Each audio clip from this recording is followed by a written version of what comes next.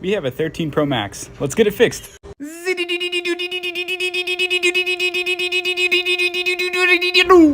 And now it's crunch time. Can't forget the love taps.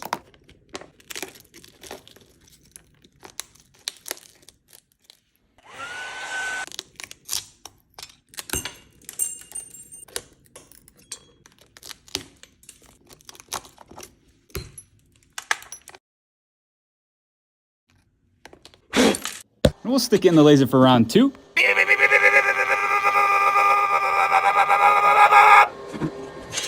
Then we'll give it a good old brush right before we replace the MagSafe coil, glue it down, and replace the back glass. And this wasn't like any other back glass replacement. The camera bezels are so big that I had to fight it to go in.